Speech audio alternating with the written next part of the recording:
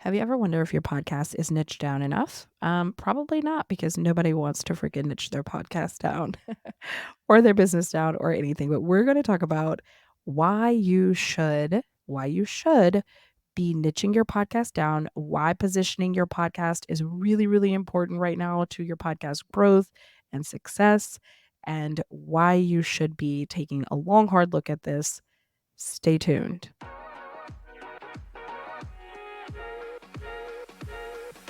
What's up? I'm Angie, and you are listening to Podcast That Pays, the podcast for online business owners who want to grow their business and sell their offers using podcasting.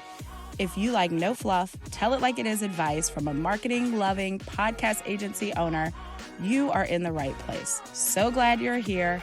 Let's dive in. Okay, so I was having a conversation on Facebook the other day about this very topic. I think I posted something that was like, I'm telling you right now, you guys, and I gave no context or no other anything. I just said, I'm telling you right now, it's very important to be niching your podcast down in 2024. And this was just one of my matter of fact, like, let me drag you real quick post. And someone commented it and was like, how? How, Sway? How do we do this? How are we supposed to niche our podcast down? So I wanted to just talk a little bit about this because I feel a lot of people have resistance to this idea of niching down their podcast. I mean, I feel like niching something down has become such a dirty word for business owners. Like, business owners don't want to niche their business down, their offers down, their podcast down. When people come to podcasting because they want to be free, they want to be free from performing lip service. They want to be free from the algorithm. They want to be free from having to come up with hooks and do catchy shit to get people to listen and bring people in. I mean, people want to be free of that shit, and I do not blame them. And that is why a lot of people come to podcasting. If I had a nickel for every person that came to me and was like, you know what, I talk about email marketing, but in my podcast, I just want to talk about all the shit, all the fucked up shit that happens in business. And I'm like, okay, sure. But I understand. But are you okay in the long run if this podcast does jack shit for you? Like, will you be okay if this is a fucking hobby? Because that is literally what you're about to create, a fucking hobby. Okay. So that's just the truth. So if you're coming here and you're coming to me and you're saying, I don't want to niche down, I don't want to be strategic, I just want to talk about all the things that I want to talk about, I'm telling you right now, it is going to be an exercise in hobby land.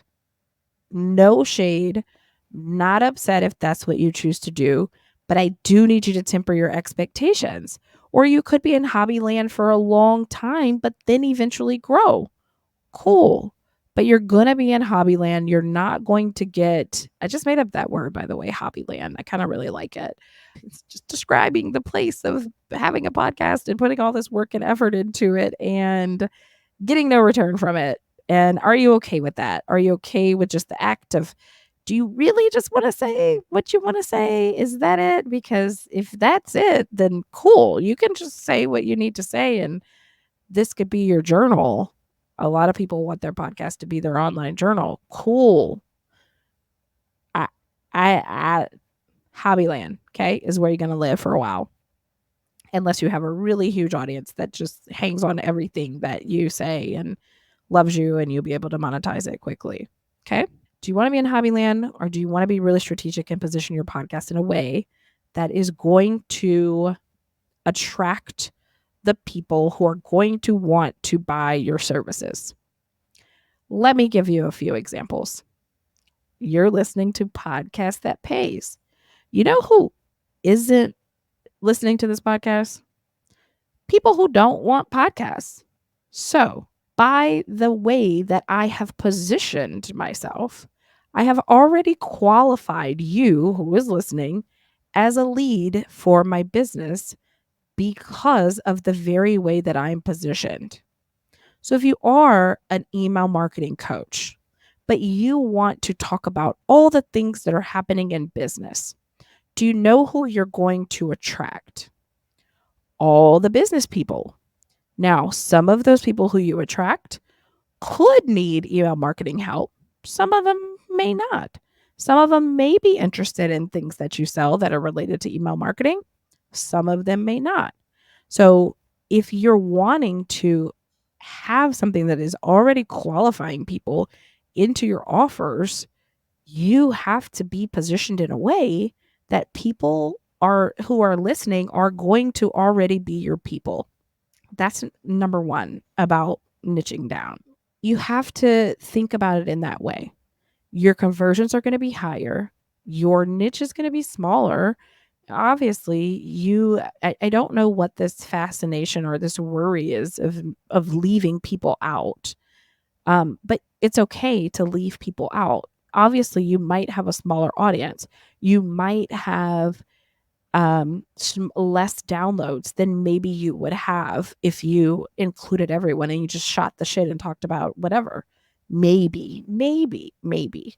But your conversions would not be higher and you would be struggling to figure out, how do I now get these people to come and buy my shit? And the answer is, you're so wide open that I don't even know who these people are who are listening to you and if they're even interested in the thing that you want. So it's very important to be specific.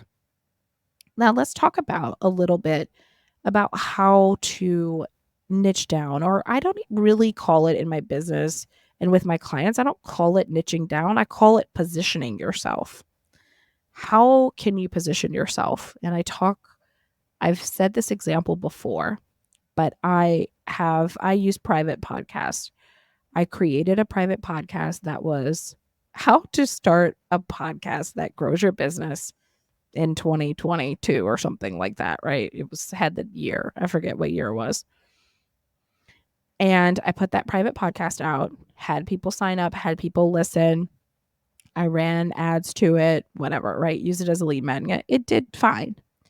I took that same private podcast, the same content, and I put it into basically I repackaged it into a new private podcast called Goodbye Social Media, Hello Podcast.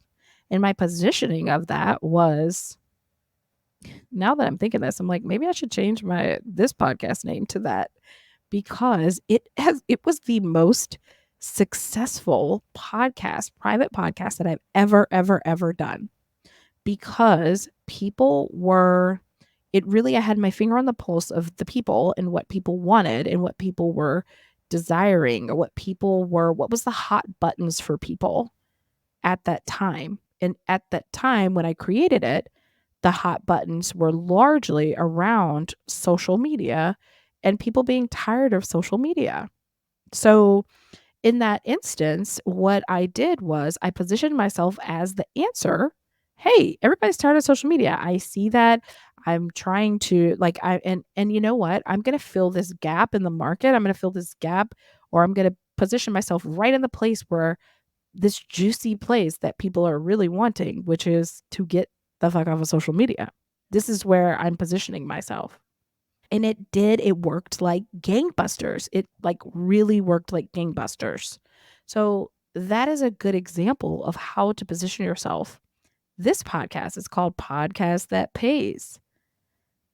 It's for people who want to have a podcast that pays.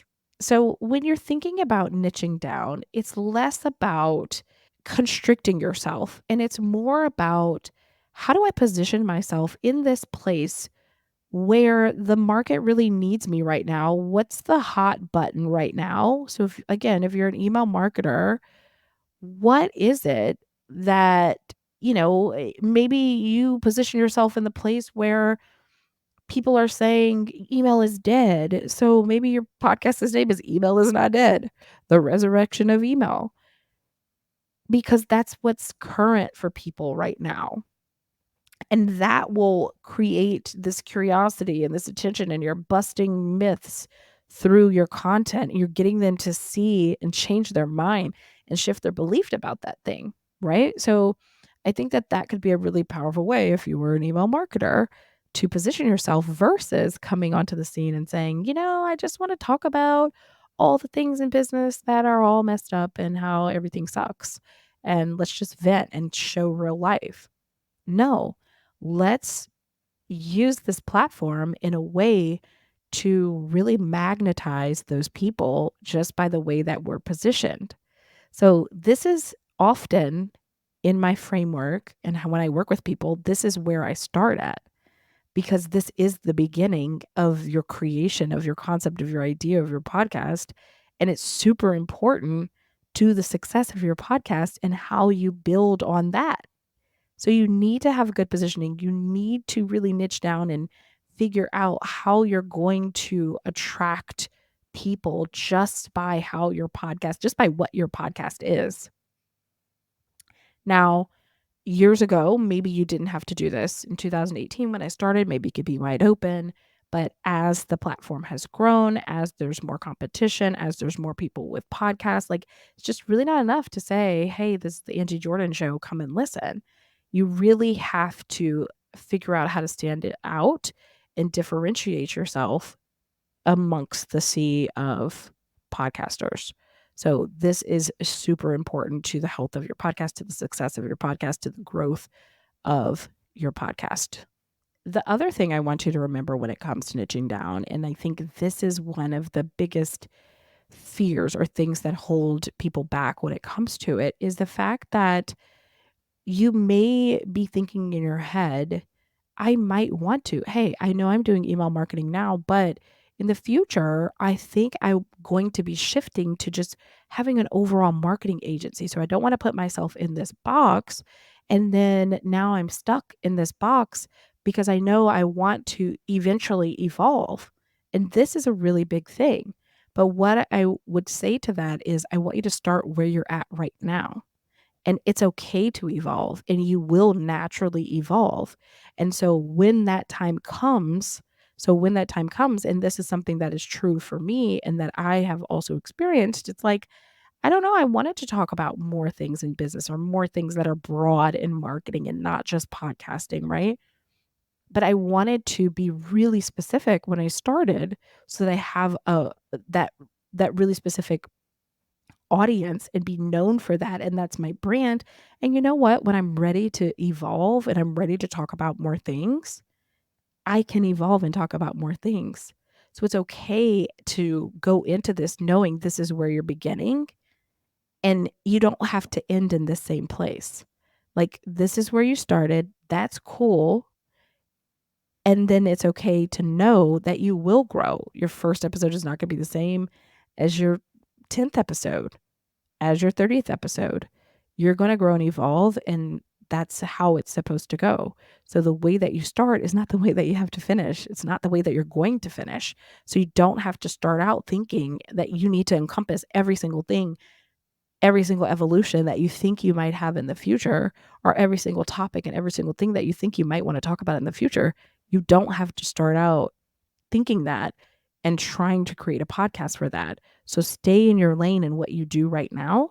Get as specific as you can right now, because that is really your best chance for growth and success in the podcasting landscape at this very moment, is being as specific as you can so that people know what to expect from you and they see you as the thought leader in this specific space. This is a great way to build your brand, your authority, your credibility, and your thought leadership in this one area. And that's what you become known for. And so it's a great way to expand on that, whatever you're doing. If you're doing that in other places on social media, it's not the time to come to this platform and think, okay, now I want to talk about all the things. That's just not what you should be doing right now if you really want to see quick success.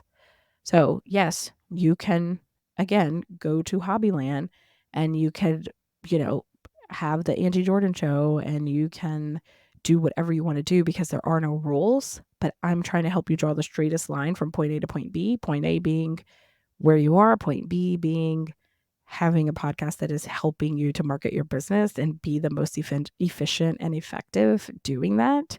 And so that is going to require you to position yourself smart to niche down and to just know that you're going to evolve and grow, and that's okay. So I hope that helps. I hope you got some good tidbits. I would love for you to come over to Instagram, say hello to me at Angie M. Jordan, ask me any questions there that you have, or let me know that you were listening to the episode, tag me on Instagram. I would love to hear from you, and I will see you in the next episode. Hey, if you enjoyed the show, head over to podcastthatpays.com to get started on your way to creating a podcast that pays. And don't forget to follow this show and take a screenshot that you were listening and tag me on Instagram at Angie M. Jordan. I'd love to meet you and show you some love over there. Thank you so much for being here. I love you. Let's get this money.